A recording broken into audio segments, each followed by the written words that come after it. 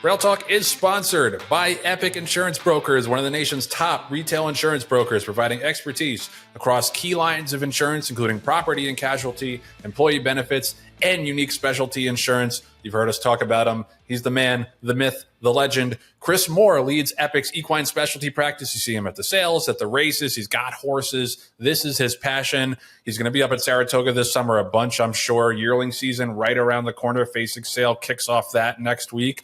This is equine insurance renewal season. If you buy yearlings and your insurance policy doesn't renew between July 1st and October 31st, you are 100% leaving money on the table. Chris guarantees he'll find you value. He and Len both big on guarantees, but they come through. Give him a call, give him a text, 317-650-4519. Start the conversation. And if he doesn't bring you value, he'll donate $100 to an aftercare charity in your honor, but I'm sure he'll find you value. And we love Chris, and we love the homies at Epic for the sponsorship and for taking care of so many people in the business and their insurance needs. Okay, so that brings us to this week's Epic Performance of the Week.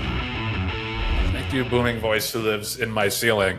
This week's Epic Performance of the Week is a maiden winner on Sunday at Churchill Downs. It was a big-time weekend for the 2-year-olds. I mentioned the Bashford Manor.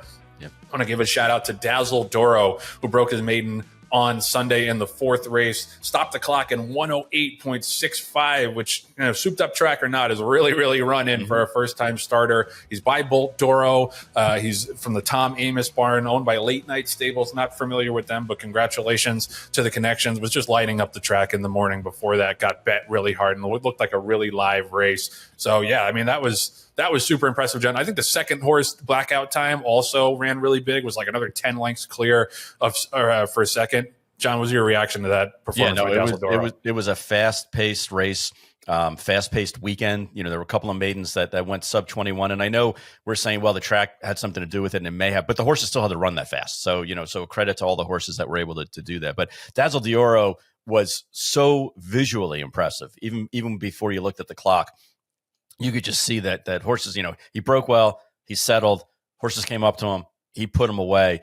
You mentioned, with the Amos barn, it was a $250,000 yearling purchase by our own friend of the show, Lauren Carlisle, acted as agent to pick that horse out. So Black Dog Bloodstock, a tip of the cap to you as well, Lauren, for picking that horse out. Why he didn't end up on our list, I don't know, but be that as it may, she's got an eye for talent, and Dazzle D'Oro was explosive. Yeah, and then it might be a big week for her with that and Ewing on Saturday, because Lauren will not stop texting us about Ewing. So hopefully he comes through in a big way for her as well. Shout out to Lauren and Black Dog Bloodstock. And I hope this segment can finally settle the debate.